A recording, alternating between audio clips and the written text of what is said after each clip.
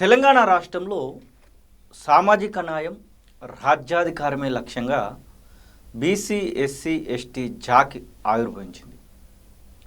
ఆ BC, SC, ST Jack దాదాపుగా రాష్ట్ర వ్యాప్తంగా తిరిగేటువంటి ప్రయత్నం అయితే చేసింది. దానికి కీలకంగా విశారదన్ మహారాజ్ దానికి సంబంధించినటువంటి విషయంలో కీలకంగా వ్యవహరిస్తూ ఉన్నారు. పలు సమస్యలపైన గ్రౌండ్లోకి వెళ్ళేటువంటి ప్రయత్నం వారైతే చేసినట్టుగా కొన్ని సందర్భాలను బట్టి మనకు అర్థమవుతూ ఉంటుంది. S, BC, SC, ST JAC వార్షికోత్సవాన్ని 28వ తారీఖు ఈ నెల జూన్ 28న బ్రహ్మాండంగా నిర్వహించి తలపెట్టారు. దానికి సంబంధించినటువంటి బాధ్యులందరూ కూడా దానికి ఒక ప్లేస్ను ఎంచుకున్నారు, సుందరయ్య విజ్ఞాన కేంద్రం, బాగలింగంపల్లి వద్ద. ఎస్, మనతో పాటుగా మాట్లాడడానికి దానికి చైర్మన్గా, గౌరవ చైర్మన్గా వ్యవహరిస్తున్నటువంటి విశారదన్ మహారాజ్ ఉన్నారు. సార్ నమస్తే. నమస్తే శ్రీనివాస్ భాయ్. ఎస్, నా ఇంట్రోలోనే క్లియర్గా ఉంది. మీరు సామాజిక న్యాయం, అలాగే మీరు చెప్తున్నటువంటి రాజ్యాధికారం రెండింటి కోసం మీ యొక్క పని కొనసాగుతుందని.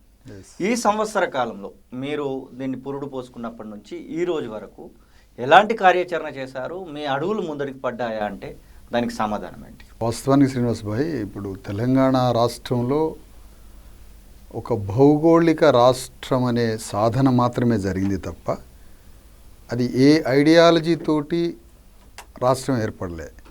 కేవలం తెలంగాణ రాష్ట్రంలో ఉన్న వెలమారెడ్లు ఏకమై ఒక భౌగోళిక ఒక డీమార్క్ చేసి ఒక రాష్ట్రాన్ని సాధించారు తప్ప ఆ సాధనలో ఆర్థిక విముక్తి కానీ, సామాజిక విముక్తి కానీ, అణగారిన వర్గాలకి రాజ్యాధికారంలో వాటా కానీ, లేదా భూమి పంపిణీ విషయంలో కానీ, అణగారిన వర్గాల ప్రాతినిధ్యం కానీ ఎలాంటి అజెండా లేని కేవలం ఒక భౌగోళిక బౌండరీతో రాష్ట్రం ఏర్పడింది. ఓకే, అలాంటి రాష్ట్రం ఏర్పడినప్పుడు ఆర్థిక న్యాయం ఎట్లా జరిగిద్ది, సామాజిక న్యాయం ఎట్లా జరిగిద్ది, ఇవన్నీ పలు ప్రశ్నలు అంతే మిగిలిపోయి ఉన్నాయి.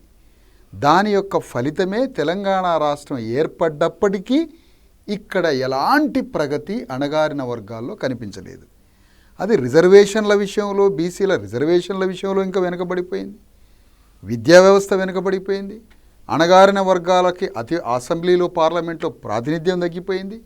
మళ్ళా అదే సేమ్ విజృంభణ, అగ్రవర్ణాల విజృంభణే జరిగింది తప్ప రాష్ట్రం ఏర్పడ్డ తర్వాత ఎలాంటి సామాజిక ఆర్థిక న్యాయం అణగారిన వర్గాల విషయంలో జరగలేదు. కాబట్టి ఆనాడు అగ్రవర్ణాలంతా ఒక్కటై తెలంగాణ రాష్ట్ర సాధనకి జేఏసీ ఏర్పడ్డప్పుడు ఏర్పడ్డ తెలంగాణలో అణగారిన వర్గాలంతా ఒక్కటై ఒక జేఏసీని స్థాపించుకొని అణగారిన వర్గాలు తెలంగాణ రాష్ట్రంలో తమ సామాజిక న్యాయానికి, తమ రాజ్య అధికారానికి అణగారిన వర్గాలంతా ఏ పార్టీలను దావని ఒక్కటై ఒక సామాజిక న్యాయ అజెండాతో, ఒక రాజ్యాధికారం అనే లక్ష్యంతో, ఎందుకు అణగారిన వర్గాలంతా ఒకచోటికి వచ్చి పని చేయకూడదు అనే ఆలోచనతో మేము గత సంవత్సరం మార్చి 30న ఈ బీసీ, ఎస్సీ, ఎస్టీ జేఏసీని చాలా పెద్ద ఎత్తున ఆవిర్భావం జరిగింది. మీ అందరికీ తెలుసు. జరిగి కూడా దాదాపు ఇప్పుడు సంవత్సరం 3 నెలలు అవుతుంది. మరి ఎన్నో కార్యక్రమాలు తెలంగాణ రాష్ట్రం అంతా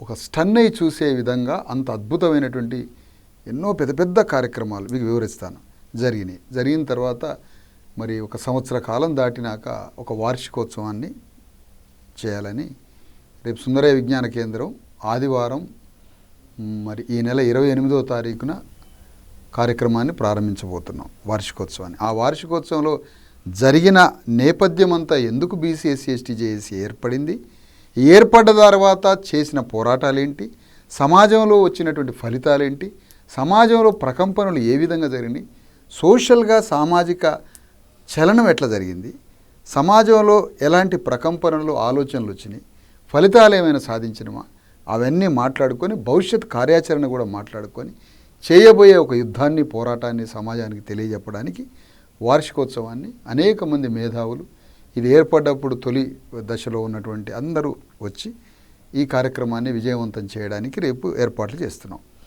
దీనిలో విశారదన్ పేరు ఎక్కువగా వినబడతా ఉంటారు. అవును. అసలు బీసీ, ఎస్సీ, ఎస్టీ జాక్ అంటే విశారదన్ ఒక్కడేనా? విశారదన్ వెనకాల ఎవరు లేరా? విశారదనకు సంబంధించి అటో ఇటో ఇంకొక పేరు వినబడాలి కదా, అసలు ఆ విశారదనే సర్కిల్లో కనబడతా ఉంటాడు, ఎందుకు ఇలా? అంటే వినపడొద్దు అని మీరేమని అనుకుంటున్నారా? ఎందుకు వినబడకూడదు? వినబడాలి, కానీ ఇంకొకరు కూడా ఉండాలి కదా అనేటువంటి ప్రశ్న వస్తాయి. వందల మంది ఉన్నారు. ఓకే, ఒక ఉద్యమం అన్న తర్వాత ఆ ఉద్యమానికి ఒక కెప్టెన్గా లీడర్ని పెట్టుకుంటారు. అవును, ఆ లీడర్ని కొన్ని సందర్భాల్లో ఏకనాయకత్వంగా పోవాల్సి వస్తుంది, బహునాయకత్వంగా పోవాల్సి వస్తుంది. మా ఉద్యమం తొలి దశలోనే ఇప్పుడు నిర్మాణం అవుతున్నప్పుడు తప్పకుండా దానికి సంబంధించిన నాయకత్వం ఉంటుంది. ఏ పార్టీ అయినా ఏ సంఘమైనా దానికి ప్రొజెక్ట్ అయితేనే ఉంటుంది. అవును, ఇప్పుడిప్పుడే నడుస్తున్నటువంటి నాయకత్వం, మరి నడుస్తున్న నాయకత్వాన్ని ఆ విధంగా ప్రొజెక్ట్ చేయాల్సినటువంటి ఒక పరిస్థితి ఉంటుంది తప్ప వేరే ఏది ఉండదు. డెఫినెట్గా అనేక మంది నాయకులు ఉన్నారు మా దగ్గర, సందర్భం వచ్చినప్పుడు వాళ్ళని ప్రొజెక్ట్ చేస్తాం. ఓకే, రాష్ట్ర వ్యాప్తంగా ఇప్పుడు 119 నియోజకవర్గాలు ఉన్నాయి. 119 నియోజకవర్గాలలో మీ బాడీలు ఉన్నాయా? అసలు ఈ సంవత్సర కాలంలో మీరు చేసినటువంటి కార్యక్రమాలకు ఏమైనా ఫలితాలు వచ్చాయా? అంటే వాస్తవానికి మార్చి 30న సుందరయ్య విజ్ఞాన కేంద్రంలో లాస్ట్ ఇయర్ జేఏసీ ఆవిర్భావం జరిగింది. అనేక మంది బీసీ ఎస్సీ ఎస్టీ వర్గాల్లో ఉన్న మేధావులు, జడ్జిలు, లాయర్లు, ఐఏఎస్ ఆఫీసర్లు, అడ్వకేట్స్, టీచర్సు, రకరకాల సామాజిక బుద్ధిజీవుల వర్గం, ప్రొఫెసర్స్ విస్తృతంగా వచ్చారు. వాళ్ళందరూ ఇందులో ఇన్వాల్వ్ అయ్యి పనిచేస్తున్నారు. ఓకే, ఆ రోజే నిర్ణయించడం జరిగింది. ఏప్రిల్ 14వ తారీఖున పోయిన సంవత్సరం అదే జేఏసీ ఆవిర్భావం రోజే వెంటనే కార్యాచరణ విడుదల చేసినాం. ఓకే, మా భూమి రథయాత్ర తెలంగాణ రాష్ట్రం అంతా 1,00,000 కిలోమీటర్ల మా భూమి రథయాత్ర ఏప్రిల్ 14న జరపాలని అదే మార్చి 30న నిర్ణయించాము. వెంటనే ఆదిలాబాద్ పోయి 15 రోజుల తేడాలోనే ఆదిలాబాద్లో అతిపెద్ద బహిరంగ సభ జరిపి అక్కడి నుంచి మా భూమి రథయాత్ర స్టార్ట్ చేయడం జరిగింది. ఆదిలాబాద్ జిల్లాలో మా భూమి రథయాత్ర అంటే పేరు మా భూమి రథయాత్ర. అసలు ప్రజల పరిస్థితి ఏంటి, విద్య ఎట్లా ఉంది, వైద్యం ఎట్లా ఉంది, హాస్పిటల్స్ ఎట్లా ఉన్నాయి, స్కూల్స్ ఎట్లా ఉన్నాయి, వాళ్ళ సమస్యలు ఏంటి, రైతులు ఏంటి, చిన్నకారు సన్నకారు రైతుల పరిస్థితి ఏంటి, మొత్తం సమాజంలో ఉన్న అణగారిన వర్గాలు, పేద అగ్రవర్ణాల వాళ్ళ బ్రతుకు చిత్రాన్ని తెలుసుకోవడానికి, సమస్యల్ని ప్రభుత్వానికి విన్నవించడానికి, పెద్ద పెద్ద సమస్యల మీద అవసరమైతే ప్రభుత్వం మీద కొట్లాడి పరిష్కరించడానికి మా భూమి రథయాత్ర 1,00,000 కిలోమీటర్ల యాత్రని ప్రారంభించాం. ఏది జాక్ ఏర్పడ్డ 15 రోజుల్లోనే ఆదిలాబాద్ పోయాం, ప్రారంభించాం. మొత్తం ఆదిలాబాద్ ఉమ్మడి జిల్లా యాత్రని పూర్తి చేశాం. అనేక సమస్యల్ని ప్రభుత్వం దృష్టికి తీసుకొచ్చాం. కలెక్టర్లకి, ఆయా జిల్లాల కలెక్టర్లకి రిప్రజెంటేషన్ ఇస్తూ వేలాది మందితో యాత్ర చాలా అద్భుతంగా సాగింది. ఏ స్కూల్లో సమస్యలు ఉంటే అక్కడే సమస్యని ప్రొజెక్ట్ చేసినాం, వీలున్నంత మేరకు సమస్యని పరిష్కరించినాం. సంవత్సరాల తరబడి మంచినీళ్ళు కూడా రాని హాస్పిటల్స్ దగ్గర, స్కూల్స్ దగ్గర, రోడ్ల దగ్గర, మరి ప్రభుత్వానికి రైతుల సమస్యలను ఏదైనా ఉంటే చెప్పడం, ఆత్మహత్యలు చేసుకున్న రైతుల దగ్గరికి పోవడం, ఆ సమస్యలు వెలుగులో తీసుకురావడం, మొత్తంగా సమస్యల యొక్క పరిష్కారాన్ని ప్రభుత్వం మీద ఒత్తిడి తెచ్చి స్పాట్లో పరిష్కరించిన కొన్ని సంఘటనలని మొత్తానికి యాత్ర చాలా సుదీర్ఘంగా సాగి జగిత్యాల జిల్లాకు వచ్చింది. జగిత్యాల జిల్లాలో కూడా యాత్ర పూర్తయింది. చివరి ఘట్టం జగిత్యాల జిల్లాలో రేపు జూలై మొదటి వారంలో అక్కడ బహిరంగ సభ. ఆ సభతో అక్కడ యాత్ర ముగిసి అక్కడి నుంచి కరీంనగర్లోకి ఎంటర్ అవుద్ది యాత్ర. ఈ యాత్ర తెలంగాణ రాష్ట్రమంతా యాత్ర పూర్తి చేసుకొని ఈ యాత్రలో వచ్చేటువంటి ప్రజా సమస్యలన్నింటినీ ఒక 10 లారీలు వస్తాయో సమస్యలు ఏదో తెలియదు, అవి తీసుకుపోయి మరి అప్పటికి ముఖ్యమంత్రి ఎవరు ఉంటారో ఆ ముఖ్యమంత్రికి ఈ రిప్రజెంటేషన్స్ అన్నీ ఇస్తాం. ఆ రిప్రజెంటేషన్ ఏదో మొక్కుబడే కాకుండా యాత్రలో బీసీ ఎస్సీ ఎస్టీల సామాజిక స్థితి ఏంటి, వాళ్ళు ఏ స్థితిలో ఉన్నారు, వాళ్ళ యొక్క సామాజిక న్యాయం ఏ పద్ధతిలో ఉంది, వాళ్ళ ప్రాతినిధ్యం ఎట్లా ఉంది, భూమి ఎవరి చేతిలో ఉంది, సంపద ఎవరి చేతిలో ఉంది, రాజ్యం ఎవరి చేతిలో ఉందని విలేజ్ నుంచి స్టేట్ క్యాపిటల్ వరకు ఉన్న సిస్టమ్ అంతా ప్రజల్ని చైతన్యం చేస్తున్నాం. ఆ ప్రజల సమస్యల పరిష్కారానికి, దైనందిన జీవితంలో సమస్యలు ఎదుర్కొంటున్న వాటిని కూడా పరిష్కరించడానికి బలమైన ప్రతిపక్షం లేని పరిస్థితి వాళ్ళ రాష్ట్రంలో. ఇప్పుడు టీఆర్ఎస్ ఉంది, అది సామాజిక న్యాయం ఎందుకు మాట్లాడుతుంది? అణగారిన వర్గాలకు అధికారం రావాలని టీఆర్ఎస్ ఎందుకు కోరుకుంటుంది? భూమి మొత్తం అణగారిన వర్గాలకు పంచాలని టీఆర్ఎస్ ఎందుకు కోరుకుంటుంది? బీఆర్ఎస్ అనేది ఆ బీఆర్ఎస్ కేసీఆర్ నాయకత్వంలో ఉన్న బీఆర్ఎస్ అణగారిన వర్గాలందరికీ భూమి పంచాలని పోరాటం చేస్తుందా? లేదా రాష్ట్రంలో ఉన్నటువంటి మొత్తం విద్యా వ్యవస్థ మొత్తాన్ని మార్చి అమెరికన్ లాంటి స్కూల్స్ లాగా ఈ స్కూల్స్ నిర్మాణం కావాలని అంటదా? హాస్పిటల్స్ మొత్తాన్ని గొప్పగా బాగు చేయాలని అనుకుంటుందా? వాళ్ళకి యశోద హాస్పిటల్ కావాలా, కాంగ్రెస్ వాళ్ళకి అపోలో హాస్పిటల్ కావాలా. ఈ 2 హాస్పిటల్, ఇది రెడ్లది, అది వెలమోళ్ళది. కానీ విద్యా వ్యవస్థ బాగు కావాలనుకోరు, వైద్యం కావాలనుకోరు, భూమి పంచాలనుకోరు, అణగారిన వర్గాలకు అసెంబ్లీలో ప్రాతినిధ్యం ఉండాలని అనుకోరు. అలాంటప్పుడు టీఆర్ఎస్ ఏ విధంగా బీఆర్ఎస్ పార్టీ కాంగ్రెస్ మీద ఎట్లా యుద్ధం చేయగలదు? ఇంపాసిబుల్. నీ బతుకు పార్టీలో ఉన్నప్పుడు నీదేందని వాడు అంటాడు వీడు అడిగితే. అందుకని వర్గం రీత్యా, అగ్రవర్ణం రీత్యా, వర్గం రీత్యా అన్నీ ఒకటే. ఓకే. కాబట్టి ఈరోజు ఒక్కొక్క హాస్పిటల్కి, స్కూల్కి పోయి ప్రజా సమస్యల కోసం మేము లోపలికి పోతుంటే ఒక్క పార్టీ వాడు వచ్చి మాట్లాడిన సంఘటన లేదని చెబుతున్నారు. అంటే ప్రతిపక్ష పార్టీ చేయాల్సిన పాత్రని బీసీఎస్సీ ఎస్టీ జేఏసీఏ ఆ పాత్రను పోషించి ఇవాళ తెలంగాణ రాష్ట్రంలో పనిచేస్తుంది అన్నదానికి అనేక ఉదాహరణలు చేస్తున్నాం. ఎస్, మీరు గతంలో మహబూబ్ నగర్ నుంచి వెళ్ళి ఒక కాలినడక యాత్ర పెట్టారు 2017-18 అనుకుంటా. ఆ తర్వాత 2022 నుంచి మళ్ళీ ఒక పాదయాత్ర, అప్పుడు 5,000 కిలోమీటర్లు, తర్వాత 10,000 కిలోమీటర్లు ఏదో పెట్టారు. ఈ పాదయాత్రలు ఇవన్నీ కంటిన్యూషన్ అవుతా ఉంది. ఇప్పుడు ఏదో రథయాత్ర అని చేస్తా ఉన్నారు. అసలు దీనికి డెస్టినేషన్ ఏది అంటే క్వశ్చన్ మార్క్ కనబడతా ఉంది కదా. దాదాపు మీరు 2 దశాబ్దాల నుంచి చేస్తున్నటువంటి పోరాటంలో డెస్టినేషన్ కనబడుతుందా? నాకు డెస్టినేషన్ని మీరు అగ్రవర్ణ పార్టీల డెస్టినేషన్కి మాకు కంపేర్ చేయొద్దు. ఓకే. నేను ఒంటి మీద బట్టలు లేని కటిక పేదలని, బీసీఎస్సీ ఎస్టీలని, భూమి లేని, పైసలు లేని, జ్ఞానం లేని, ఆర్థిక పరిస్థితి ఏమీ లేని, తమకేం కావాలనో తమకే తెలియని ప్రజల్ని, తమకేం కావాలనో తమకే తెలియని ప్రజల్ని ఒక దగ్గర కూడేస్తున్నా.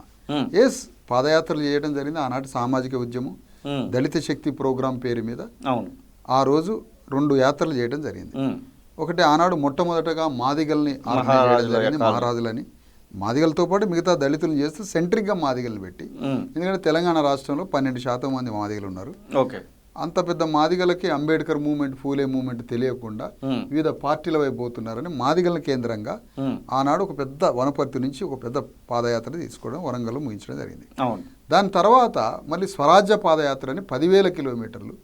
అసలు ఈ తెలంగాణ రాజ్యంలో ముదిరాజుల జనాభా ఎంత ఉంటే వాళ్ళ వాటా ఎంత, పద్మశాలిల వాటా ఎంత, యాదవుల వాటా ఎంత, గౌడ్స్ వాటా ఎంత, ఒక్కొక్క కులం యొక్క వాటా ఎంత, అసలు ఈ రాజ్యంలో సంపదలు, భూమిలో అని స్వరాజ్య పాదయాత్ర 10,000 కిలోమీటర్ల యాత్రతోటి ఒక సామాజిక ఉద్యమం యొక్క ఒక ఒక ఒక అత్యంత పరిణతి చెందినటువంటి ఒక యాత్రగా తీసుకొని ఆ యాత్రతో హైదరాబాద్లో ఒక భారీ బహిరంగ సభ పెట్టి రాజకీయ వేదిక ఉండాలి కదా. అణగారిన వర్గాలకి ఎన్ని ప్రశ్నలు వేసినా, ఎంత పోరాటం చేసినా ఒక ఎలక్షన్ వార్ కోసం ఒక రాజకీయ వేదిక కావాలని ఆ రోజు ధర్మ సమాజ్ పార్టీని ముగింపు సభలో ప్రకటించడం జరిగింది. మీ అందరికీ తెలుసు, మీరు వచ్చారు సరూర్నగర్లో. ఆ తర్వాత రాజకీయ పార్టీ పెట్టిన తర్వాత తెలంగాణ రాష్ట్రంలో ఒక వైపున రాజకీయ పార్టీ ఉండడంతో పాటుగా అన్ని పార్టీల్లో ఉన్న అణగారిన వర్గాలందరినీ ఒక దగ్గర తీసుకొచ్చి అణగారిన వర్గాలతోటి ఒక వేదిక నిర్మించడం జరిగింది. దాంట్లో ప్రొఫెసర్లు ఉన్నారు, జస్టిస్లు ఉన్నారు, అడ్వకేట్స్ ఉన్నారు, సివిల్ సర్వెంట్, ఐఏఎస్లు ఉన్నారు. అందరం కలిసి బీసీఎస్సీ ఎస్టీ జేఏసీని ఆవిర్భావం చేయడం జరిగింది. ఇది ఏమిటి అంటే ఇది ప్రజా సమస్యల గురించి ఒక ఒక ఒక నాన్ పొలిటికల్ వేదిక. మా పార్టీ మాకే ఉంటుంది, మా దాంట్లో ఉన్న వాళ్ళు ఎవరి పార్టీ వాళ్ళకు ఉంటుంది, ఎవరి పార్టీని వాళ్ళని ఆర్గనైజ్ చేసుకోమనండి. ఆయా పార్టీలలోని బీసీఎస్సీ ఎస్టీల ప్రయోజనాలు ఆత్మగౌరవ రీత్యా అక్కడ ఉంటూనే సామాజిక న్యాయం కోసం, రాజ్యం కోసం బీసీఎస్సీ ఎస్టీ జేఏసీని ఆవిర్భవింపజేసినాం. ఈ జేఏసీ ద్వారా తెలంగాణ రాష్ట్రంలో కొమెరలో ఒక సంఘటన జరిగింది. చాలా పెద్ద యుద్ధం చేసినాం. రాత్రి సంఘటన తెలిసిన తర్వాత ఎవరూ పార్టీ రాని పరిస్థితి అక్కడ. మేము పోయిన తర్వాత అన్ని పార్టీలు అక్కడ చేరినాయి. అది పెద్ద యుద్ధం తర్వాత మేము పెట్టిన ఒక 5-6 డిమాండ్లలో కనీసం ఒక 4 డిమాండ్లు అయ్యి ఒక పెద్ద ఇష్యూ అయ్యి ప్రభుత్వం దిగొచ్చి బాధితులకి కొంత సహాయం జరిగింది, నిందితుల్ని అరెస్ట్ చేసింది, ఇంకా ఒకరిద్దరిని చేయాల్సింది ఉంది. అట్లాంటి ఇష్యూ ఉంది. వెలుగుమట్ల భూమి ఉంది ఖమ్మంలో, దాదాపుగా 400-700 ఇండ్లని కూల్చినటువంటి సంఘటన.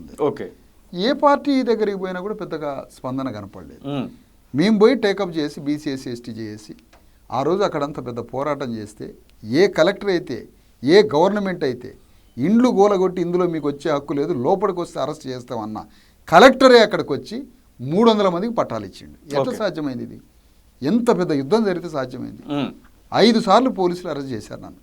ఎక్కడికి పోతే అక్కడ వెంటబడ్డారు. ఇంటికాడికి పోతే ఇంటికాడికి, ఆఫీస్కి పోతే ఆఫీస్కి, ఎక్కడ పడితే అక్కడ అరెస్ట్ చేసినా ఆ నిర్బంధాలను ఎదుర్కొని ఆ రోజు తెలంగాణ ఖమ్మంలో వెలుగుమట్ల విషయంలో ఇంకా 400 మందికి 350 మంది ఇస్తే ఇంకా 400 మందికి అదే స్థలంలో ఇండ్లు కట్టియాలి, పట్టాలు ఇవ్వాలని మా పోరాటం అది కంటిన్యూ అయితేనే ఉంది అక్కడ. దాని తర్వాత వికారాబాద్ పరిగిలో 1450 ఎకరాలు ఇండస్ట్రీ పార్క్ పేరు మీద ఇండస్ట్రియల్ పార్క్ తోటి రేవంత్ రెడ్డి 1450 ఎకరాల భూమిని కాడ్లాపూరు పక్కన గ్రామాలలో సేకరిస్తుంది. వెంటనే అది తెలిసినాక దాని మీద పోరాటం మొదలుపెట్టడం జరిగింది. ఓకే, ఆ పోరాటంలో ఆ భూమిని ఎట్లనైనా ప్రజలకు ఇప్పించాలంటే ఇప్పుడు సర్వే ఆగిపోయింది. ఎందుకు జరుగుతుంది ఇవి? సర్వే ఎందుకు ఆగిపోయింది? ఖమ్మంలో 300 మందికి పట్టాలు ఎట్లా ఇవ్వడం జరిగింది? కొమెర బాధితుల విషయంలో ఇట్లా ఎన్నని చెప్పమంటారు? తెలంగాణ రాష్ట్రంలో అనేక సమస్యల విషయంలో పరిష్కారం కోసం పోరాటాలు చేస్తూనే ఉన్నాం. ఒక పార్టీ లేదు, అణగారిన వర్గాల తరపున ఒక రాజకీయ పార్టీ లేదు, ఓకే, అడగడానికి ఎవరూ లేరు. మేము కొంతమందిని కలుపుకొని అనేక మంది వ్యక్తుల దగ్గరికి, సంస్థల దగ్గరికి, చిన్న చితక పార్టీల దగ్గరికి పోయి చేతనైనంత పోరాటం చేస్తా ఉన్నాం. అంతిమంగా తెలంగాణ రాష్ట్రంలో ఇంకా 2.5 సంవత్సరాల ఎన్నికలు. అవును, ఈ 2.5 సంవత్సరాల్లో తెలంగాణ స్టేట్లో ఈ బీసీ ఎస్సీ ఎస్టీ జేఏసీ అతిపెద్ద పోరాటాలు బీసీ ఎస్సీ ఎస్టీల కోసం, అది భూమి కావచ్చు, రాజ్యంలో ప్రాతినిధ్యం కావచ్చు, సంపదలో వాటా కావచ్చు, దైనందిన జీవితంలో వీళ్ళ హక్కుల గురించి కావచ్చు, రాజ్యాంగ హక్కులు ఏమైనా భక్షిస్తే రాజ్యాంగ హక్కుల రక్షణ కొరకు కావచ్చు, ఈ మొత్తం తెలంగాణ రాష్ట్రంలో అణగారిన వర్గాల తరఫున అతిపెద్ద పోరాటానికి బీసీ ఎస్సీ ఎస్టీ జేఏసీ ఒక కార్యాచరణ రూపొందించబోతుంది. తెలంగాణ ముఖ్యమంత్రి రేవంత్ రెడ్డి 1,00,000 ఎకరం 1,00,000 ఎకరం ప్రభుత్వమే 1,00,000 ఎకరం మింగడానికి ప్రయత్నిస్తుంది. అది ఇండస్ట్రీ పేరు కావచ్చు, లేదా అభివృద్ధి పేరు కావచ్చు, 4th సిటీ పేరు కావచ్చు, లేకపోతే ఇంకోటి ఏదో టూరిస్ట్లో ఇంకోటి ఏదో 100 పేర్లతోటి అణగారిన వర్గాలకు ఆనాడు ఎప్పుడు నిజాం టైంలో ఇనామ్ ల్యాండ్స్ కావచ్చు, లేకపోతే ఇందిరాగాంధీ టైంలో అసైన్ ల్యాండ్స్ కావచ్చు, గవర్నమెంట్ భూములు ఇచ్చింది. ఆ భూముల మొత్తాన్ని కేసీఆర్ ఒక 25% తీసుకుంటే రేవంత్ రెడ్డి 70% మింగడానికి రెడీ ఉన్నాడు. ఓకే, దీన్ని ఎవడు అడగాలా? ఎవడు ప్రొటెస్ట్ చేయాలా? రేవంత్ రెడ్డిని ఎవరిని ఢీకొనాలా? ఎవరు ఎదుర్కోవాలి? అందుకని తెగబడి రేవంత్ రెడ్డితో యుద్ధం చేయడానికి బయలుదేరినామని మీ ముందు, మీడియా ముందు సగర్వంగా. మీరు ఇదంతా బాగానే ఉంది. మీరు మొదటి నుంచి ఒక మాట చెప్తా ఉన్నారు, రావులు రెడ్లు కలిసి ఏదో చేస్తా ఉన్నారని. కానీ ఒక రావు అయినటువంటి కవితా రావుతోని విశారదన్ స్టేజీ పంచుకోవడాన్ని చాలామంది క్వశ్చన్ చేస్తూ ఉన్నారు. విశారదన్ కవితతో పాటుగా ఎందుకు పనిచేయాల్సి వస్తూ ఉంది అనేటువంటి కొన్ని ప్రశ్నలు వినబడుతూ ఉన్నాయి. కవితతో పాటుగా కొన్ని కంప్లైంట్లు ఇవ్వడానికి కూడా మీరు పోతా ఉన్నారు. కవితతో పాటుగా కొన్ని కార్యక్రమాలలో పాల్గొన్నటువంటి సందర్భం, కవిత అరెస్ట్ అయినప్పుడు మీరు కూడా అరెస్ట్ అయినటువంటి సందర్భాలు కనబడుతూ ఉన్నాయి. అసలు కవితతో విశారదన్ ఏమైనా కలిసి పనిచేస్తూ ఉన్నాడా? ఇక్కడ ఏమైనా కాన్స్పిరసీకి సమాధానం ఉందా అంటే? ఒకటి ఫస్ట్ మనం అర్థం చేసుకోవాల్సింది ఏంటంటే, ఒక ధర్మ సమాజ్ పార్టీ అనే ఒక రాజకీయ పార్టీ, ఓకే, మన మీ తొలి వెలుగు ప్లస్ RTV వాళ్ళు కూడా వచ్చారు, వాళ్ళకు కూడా వివరించడం జరిగింది 3 సార్లు ఈ విషయంలో. ఒక రాజకీయ పార్టీ ఎప్పుడైనా దేశ చరిత్రలో, భారతదేశ చరిత్రలో ఒక రాజకీయ పార్టీ ఒక ప్రభుత్వం మీద యుద్ధం చేస్తున్నప్పుడు ఇంకా అనేక రాజకీయ పార్టీలు కూడా ఉంటాయి. నాదొక రాజకీయ పార్టీ, నేను రేవంత్ రెడ్డి ప్రభుత్వం మీద యుద్ధం చేస్తున్నా. ఓకే, 100% మిగతా రాజకీయ పార్టీలు కూడా కలుపుకొని నేను యుద్ధం చేయాలి. ఎందుకు? నాకు ఫస్ట్ ఎనిమి గవర్నమెంట్ అయింది. అవును, 2nd, 3rd, 4th ఎనిమీస్ ఉంటారు. నాకు 4-5 ఎనిమీలు ఉంటారు. కానీ దాంట్లో ఫస్ట్ ఆర్డర్ ఆఫ్ ప్రియారిటీలో నాకు ఫస్ట్ ఎనిమి గవర్నమెంట్ అవుతుంది. గవర్నమెంట్తో నేను వార్ చేసేటప్పుడు మిగతా రాజకీయ పార్టీలని కలుపుకొని ఆ పార్టీల శక్తితోటి నేను ఫస్ట్ ఎనిమిని కొడతా. ఓకే, ఫస్ట్ ఎనిమితో యుద్ధం చేసిన తర్వాత 2nd, 3rd ఎనిమి ఉంటారు కదా, మళ్ళీ వీళ్ళు ఫస్ట్ ఎనిమి అవుతారు. అంటే మీ దృష్టిలో కవిత బి మీకు అపోజిట్? 100% వర్గరీత్యా, వర్ణరీత్యా వీళ్ళందరూ కూడా ఎనిమి క్యాంపులోనే ఉంటారు. ఓకే, కానీ రాజకీయ ప్రయాణంలో శాశ్వతంగా మిత్రులు ఉండరు. మిత్రులు అదే దాని సూత్రం ఏంటి అని అంటే, ఆయా సందర్భాల్లో ఆయా కాలమాన పరిస్థితులకు అనుగుణంగా ఒక రాజకీయ పార్టీతో యుద్ధం చేస్తుంటే ఆ రాజకీయ పార్టీతో యుద్ధం చేసే సమయంలో ఇంకొక పార్టీని కలుపుకొని తప్పకుండా యుద్ధం చేయాలి, ఏ పార్టీ అయినా. ఇవాళ నేషనల్ ఫ్రంట్ ఆనాడు బీజేపీ అనేటువంటి పార్టీతో కమ్యూనిస్టులు ఒకటై కాంగ్రెస్తో యుద్ధం చేశారు. నమ్ముతారా? బీజేపీ కమ్యూనిస్టులు, ఎన్టీ రామారావు, జనతాదళ్ అంతా ఒకటై, బీజేపీ కమ్యూనిస్టులు, ఎన్టీ రామారావు అందరూ ఒకటై కాంగ్రెస్తో యుద్ధం చేశారు. కాంగ్రెస్ కమ్యూనిస్టులు ఒకటై బీజేపీతో యుద్ధం చేస్తున్నారు ఈరోజు. ఏ రాజకీయ పార్టీ అయినా, ఈవెన్ కన్షిరామేనా, ఒక రాజకీయ పార్టీతోటి కలిసి ఒక పార్టీని కొడుతుంటారు. ఇది పొలిటికల్ గేమ్, పొలిటికల్ పార్టీలో జరుగుతుండే ఒక న్యాచురల్ పరిణామాలు, న్యాచురల్ సంఘటనలు ఇవి. ఒక పార్టీతో మీరు అన్నటువంటి కవిత గారు ఒక రాజకీయ వేదికగా వస్తున్న తరుణంలో కొత్తగా వస్తున్నారు, వీరికి సమస్యను వివరిస్తే ఫైట్ కరెక్ట్గా చేస్తారు. కొత్తగా సమాజంలో వస్తున్న ఒక వేదిక, ఒక పార్టీతో ఒక మనిషి వచ్చినప్పుడు ఎనీ న్యూ ప్రోగ్రామ్, అది బిజినెస్ కావచ్చు, పార్టీ కావచ్చు, వేదిక కావచ్చు, కొత్తగా ఒక శక్తితో ఒక మనిషి వచ్చేటప్పుడు ఇష్యూ కరెక్ట్ చెబితే వాళ్ళు ఏమనుకుంటారమ్మా, గట్టిగా కొట్లాడితే మంచి పేరు వస్తుంది, గట్టిగానే కొట్లాడాలా, ఎందుకంటే వాళ్ళ ఆర్గనైజేషన్కి ఒక మంచి ఎనర్జీ రావాలనుకుంటారు. నేను ఎక్స్పెక్ట్ చేసిన విషయాన్ని పోయి ఎక్స్ప్లెయిన్ చేయడం జరిగింది 2 సంఘటనలలో. 2 సంఘటనలలో వచ్చి స్ట్రగుల్ చేస్తే 2 సంఘటనలలో పరిణామాలు మంచిగా వచ్చినాయి రిజల్ట్స్. ఖమ్మం ఎక్స్ప్లెయిన్ చేయడం జరిగింది, దాంట్లో ఇన్వాల్వ్ చేసినప్పుడు ఫైట్ కరెక్ట్ జరిగింది, అక్కడ రిజల్ట్ వచ్చింది. ఇక్కడ పరిగి అక్కడికి పోయినప్పుడు కొంత భూసర్వే ఆగిపోయింది, అక్కడ కొంత డైరెక్షన్ లో కవిత నడిచిందంటారా? డైరెక్షన్ కాదు, కలిసి ఆ సంఘటన రీత్యా కలిసి పనిచేయడం, డైరెక్షన్ కాదు, కలిసి పనిచేయడం. ఏదైనా సంఘటన తెలిసినప్పుడు మనం 4 దగ్గర పోయి వివరిస్తాం కదా, ఆ సంఘటన చెప్పినప్పుడు స్పందించడం జరిగింది. ఆ సంఘటనల రీత్యా ఆ పోరాటంలో ఆయా సంఘటనలలో ఆ సమస్య కోసం జరిగిన పోరాటంలో మాత్రమే ఫుల్ స్టాప్ అంటారు. అక్కడ ఎమ్మెల్యే పార్టీలు కూడా వచ్చినాయి.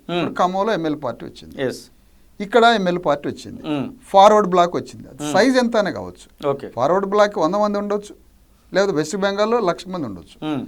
ఫార్వర్డ్ బ్లాక్ వచ్చింది, ఎమ్మెల్యే పార్టీ వచ్చింది, మీరు అన్నటువంటి మేడం గారు వచ్చారు. మరి వచ్చినప్పుడు ఆయా పార్టీల యొక్క శక్తిని తీసుకొని జరిగింది. ఇప్పుడు కమ్యూనిస్ట్ పార్టీలు ఇన్ని పార్టీలతో ప్రతి సందర్భంలో కలిసి పోరాడుతున్నారు. అట్లనే ఒక సమస్య పరిష్కారం కోసం మాత్రమే. ఇదేమన్నా రాజకీయ అలయన్స్ ఎక్కడ ఉందా? అసలు పొలిటికల్ అలయన్స్ సీజన్ ఇది కాదు కదా. ఓన్లీ ఒక ఇష్యూ, తాజ్బాం వస్తుంది సార్, అక్కడ గవర్నమెంట్ అనే తాజ్బాం కొట్టడానికి వస్తుంది.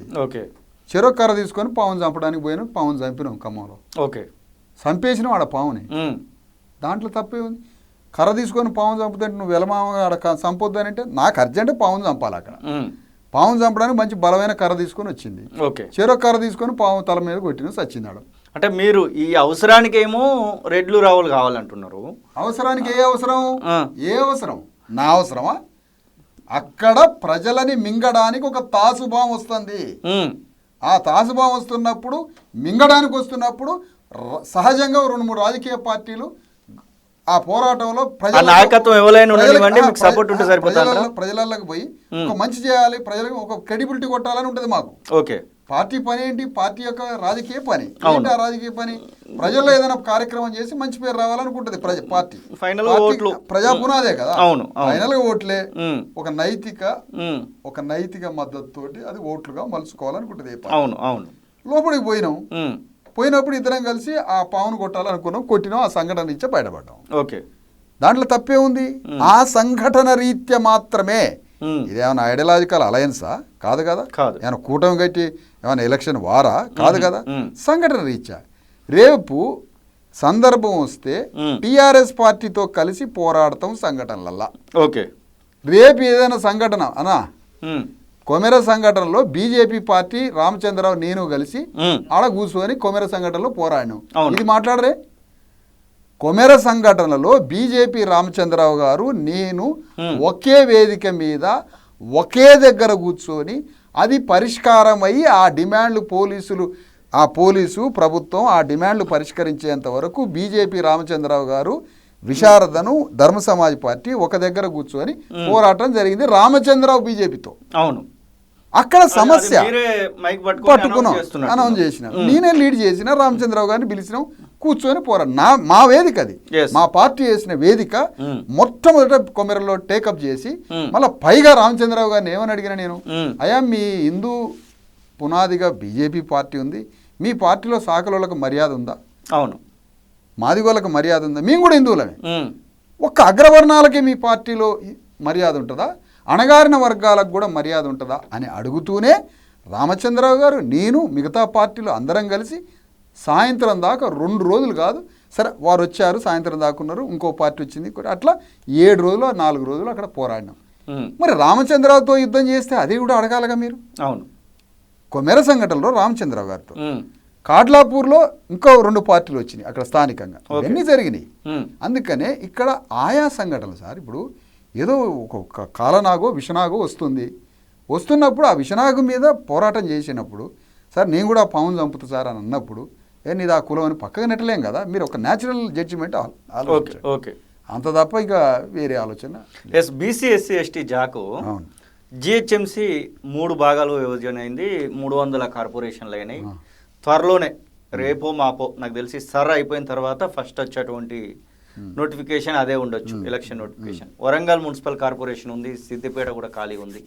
ఇట్లా పలు మున్సిపల్ కార్పొరేషన్లకు సంబంధించినటువంటి ఎలక్షన్స్ జరగబోతా ఉన్నాయి.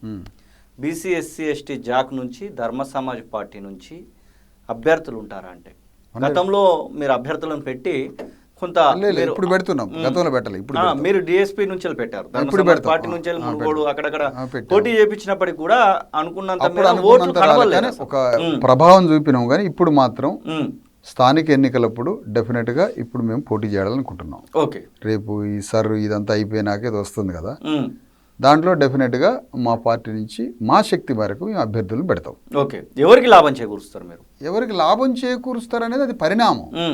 కానీ మా ఓట్లు మేమేంటో, మా అభ్యర్థి ఏంటో, మా పార్టీ పాలసీ ఏంటో, మా అభ్యర్థి అక్కడ ఎదురుగా నిలబడి పోటీ చేయాల్సిందే కదా. ఓకే, ఇప్పుడు మన తండ్రినో తల్లినో కొడుతాడు అనుకోకూడదు. నువ్వు వాడిని చంపుతావా లేదా, నువ్వు ఎట్లా పోతావంటే నువ్వు ప్రొటెక్ట్ చేయాల్సిన ధర్మం ఉందా లేదా, అవును అంతే. నీ శక్తి ఏంటో నువ్వు చూపించాల్సిందే.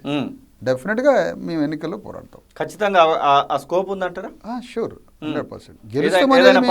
కలిసి వస్తామంటే చెప్తున్నటువంటి ఆ కవిత మేడమో లేకపోతే ఇంకొకరు XYZ కలిసి వస్తామన్నారు అనుకోరి, ఫార్వర్డ్ బ్లాక్ తో సహా, అప్పుడు ఎట్లా ఉంటుంది? అట్లా కాదు. ఒక పొలిటికల్ పార్టీ ఏం కోరుకుంటుంది? బెనిఫిట్ కోరుకుంటుంది. ఒక బెనిఫిట్ కోరుకునేటప్పుడు ఆడ నుంచి బయటపడతాం, పలానా కాడ బయటపడతాం అనుకుంటాం. డెఫినెట్గా ఆలోచిస్తాం దాన్ని. ఓకే, అది మినిమం కదా, ఒక పార్టీ చేసే పని కదా అది. అది సిపిఐ వాళ్ళతోటి కలుస్తామా, టీఆర్ఎస్తో కలుస్తామా, మీరన్నా ఎవరితోటి కలుస్తామా అనేది ఇప్పుడు డిసైడ్ చేయలేము. ఓకే, ఎందుకు అనుకోకూడదు? ఇప్పుడు టీఆర్ఎస్ కేటీఆర్ కొమెర సంఘటనకు వచ్చాడు, మీరు అర్థం చేసుకోవాలా. ఓకే, ఇప్పుడు ఇంత విచిత్రంగా మీరు కవిత గారు అక్కడ మీరు ఎలా పాల్గొన్నారు ఖమ్మంలో, పెద్ద టాపిక్ అయింది రాష్ట్రంలో. ఓకే, కవిత గారితో ఎలా పాల్గొన్నారని అడిగారు. కొమెర సంఘటనలో కవిత గారు పాల్గొనలే, కేటీఆర్ పాల్గొన్నాడు. ఓకే, ఎక్కడికి వచ్చి? మా శిబిరానికి వచ్చి. అవును, మేము ఏర్పాటు చేసిన శిబిరానికి వచ్చి కేటీఆర్ మా శిబిరంలో పాల్గొని ఈ సంఘటనని మొదట ప్రపంచానికి చెప్పిన విశారదానికి ధన్యవాదాలు అన్నాడు. ఓకే, అంటే మేము చేస్తున్న పోరాటానికి మద్దతు ఇచ్చి మేము లేవనెత్తిన ఇష్యూని ప్రపంచానికి తెలియజేసిందని అభినందిస్తూ మేము వేసిన శిబిరంలో కేటీఆర్ వచ్చి పాల్గొన్నాడు మా శిబిరంలో. అవును, అంటే మాతో కలిసి పనిచేసినట్టే కదా. అంటే కేటీఆర్ పనిచేసిండు, రామచంద్రరావు పనిచేసిండు, బీజేపీ కమ్యూనిస్టు పార్టీలు పనిచేసినాయి మాతోటి, కవిత పనిచేసింది, కవిత గారు. నలుగురు రాజకీయ శిబిరాలు మాతో కలిసి పనిచేసారు. అంటే ఇప్పుడు మరి నలుగురితో మరి అనాల్సినవి అనండి. మరి ఇప్పుడు కేటీఆర్ ఎందుకు పాల్గొన్నాడు? మీరు తీసి వీడియోలు చూడండి. ఓకే, మీరు అందరు చూశారు కదా. అవును, కొమెర సంఘటన మేము ఏర్పాటు చేసిన శిబిరం 8 రోజులు నడిచింది సార్. అక్కడ మా శిబిరానికి కేటీఆర్ వచ్చి పాల్గొని ఆ పాల్గొన్న శిబిరంలో ఈ విషయాన్ని ప్రపంచాన్ని చూపించిన విశారదానికి ధన్యవాదాలు, ఇంత గొప్ప విషయం మీద పోరాడుతున్నాడని మా శిబిరంలో వచ్చి మా వేదికతో పంచుకొని ఆ పోరాటంలో టీఆర్ఎస్ వర్కింగ్ ప్రెసిడెంట్ కేటీఆర్ పాల్గొన్నాడు. అంటే మాతో కలిసి పోరాడినట్టే కదా. అవును, మరి ఇంత క్లియర్గా కేటీఆర్ మళ్ళీ కేటీఆర్కి మేడం గారికి వాళ్ళిద్దరికి భిన్న వైరుధ్యాలని ప్రపంచానికి తెలుసు. అంటే ఆ సంఘటన రీత్యా ఖమ్మం వెలుగు మాటలలో కవిత గారితో పాల్గొన్నాం, కొమెర సంఘటనలో బీజేపీతో కేటీఆర్తో పాల్గొన్నాం. సంఘటనలు ఎక్కడైతే జరిగితే ఆ సంఘటనల రీత్యా పాల్గొంటాం. ఓకే, మీ చేతిలో 2026 జూన్ 28 ఆదివారం 10 గంటలకి SVK బాగ్లింగంపల్లి హైదరాబాదులో బీసీ ఎస్సీ ఎస్టీ జాకు మొదటి వార్షికోత్సవ పండగ అంటూ ఒక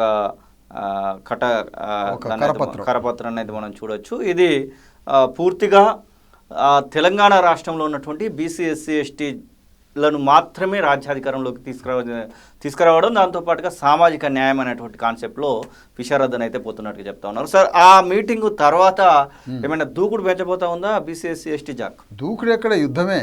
రేవంత్ రెడ్డి ప్రభుత్వం మీద అతి భారీ యుద్ధానికి బయలుదేరుతున్నాం. రేవంత్ రెడ్డిని నడి బజార్లో తెలంగాణ గడ్డ మీద బీసీ ఎస్సీ ఎస్టీల ఓట్ల ఉరితాడుతో రేవంత్ రెడ్డికి ఉరిదీయబోతున్నాం. ఆ యుద్ధం మేము మాత్రమే చేయగలమనే ఆత్మవిశ్వాసంతో బయలుదేరుతున్నాం. ఛాలెంజ్ ఉందా? ఎందుకంటే భూమి విషయంలో, అణగారిన విషయంలో, సంపద విషయంలో, రాజ్యం విషయంలో మాకు స్పష్టత ఉన్నది. ఓకే. ఎందుకు మాలాంటి పోరాటం మిగతా వాళ్ళు చేస్తారో లేదో మాకు తెలియదు. ఎందుకంటే వాళ్ళ ఎన్ని అగ్రవర్ణ పార్టీలు. ఓకే. ఒకే ఏదైనా ఇష్యూ వస్తే ప్రజల్లో పాల్గొంటాం, అది వేరే విషయం. కానీ ఇంత పెద్ద పాలసీ మీద మిగతా పార్టీలు ఎంతవరకు పాల్గొంటారో మాకు తెలియదు.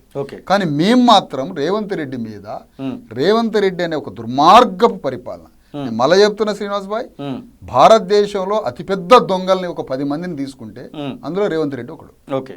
అంత పెద్ద తెలంగాణ సంపదని దోచుకుంటున్నాడు చాలా తెలివిగా. చంద్రబాబు నాయుడు ఏమో సీరియస్ ఫేస్ తోటి దోచుకున్నాడు, రేవంత్ రెడ్డి నవ్వుకుంటూ దోచుకున్నాడు. అంతే, ఇద్దరికి తేడా అంతే, సేమ్ మైండ్ సెట్. కాకపోతే మనవాడు ఒక ప్రజల్లోకి పోయి ఆ ప్రజలను నమ్మించుకుంటూ చాలా తెలివిగా ఎంత పెద్ద అబద్ధాన్నైనా ఆడడానికి ఒక అద్భుతమైనటువంటి ఆలోచనతో వస్తున్నాడు. ఆయనలో ఉన్నటువంటి ఆ ఆలోచనతో ఆ దోపిడీని కట్టడి చేయడానికి, అడగడానికి, అభిముఖంగా అతనితో యుద్ధం చేయడానికి మేము బయలుదేరబోతున్నాం. ఓకే. ఆ యుద్ధాన్నే రేపు ప్రకటించబోతున్నాం జేఏసీ వార్షికోత్సవం. ఎస్, మీరు గతంలో ఒక మాట చెప్పడం జరిగింది. 2028 దశాబ్ద కాలంలో బీసీ ఎస్సీ ఎస్టీలే తెలంగాణకు ముఖ్యమంత్రి అవుతారనేటువంటి మాటను గతంలో ఎప్పుడో చెప్పడం జరిగింది. ఇప్పుడు దగ్గరలోనే ఉంది కదా, మరి దానికి ఏమన్నా బీజాలు పడ్డాయంటారా? మేము రాజకీయ పార్టీ పెట్టుతున్నప్పుడు 2.5 సంవత్సరాల క్రితం, 2.5 ఏళ్ల క్రితం, రాబోయే 10 ఏళ్లలో మేము అధికారానికి వస్తాం అన్నాం. ఇప్పుడు అంటున్నాం రాబోయే 7.5 సంవత్సరాల్లో మేము అధికారానికి వస్తాం, తెలంగాణ గడ్డ బీసీ ఎస్సీ ఎస్టీలు ఏలబోతున్నారు. ఓకే, ఇది పక్కా రాసి పెట్టుకోండి. Okay sir, thank you. Yes, ఇది విశారదన్ మహారాజ్ చెప్తున్న మాటలు. మొత్తం మీద బీసీ ఎస్సీ ఎస్టీ జాక్ అనేది ఒక పెద్ద విప్లవంగా ముందుకు వెళ్ళబోతూ ఉంది. ప్రభుత్వం పైన ప్రజలకు సమస్యలు ఎక్కడున్నా బీసీ ఎస్సీ ఎస్టీ జాక్ స్పందిస్తుంది. ఎవరినైనా కలుపుకొని వెళ్తాము, మా యొక్క లక్ష్యము ప్రభుత్వాన్ని ఢీకొనడమే అన్నటువంటి మాటనైతే వారు చెప్తున్నటువంటి సందర్భాన్ని చూస్తూ ఉన్నాం. ఇక మొదటి వార్షికోత్సవ సభ బాగ్లింగంపల్లి సుందరయ్య విజ్ఞాన కేంద్రంలో ఈ నెల 28న పెట్టబోతున్నట్టుగా వారైతే ప్రకటిస్తున్నటువంటి సందర్భం.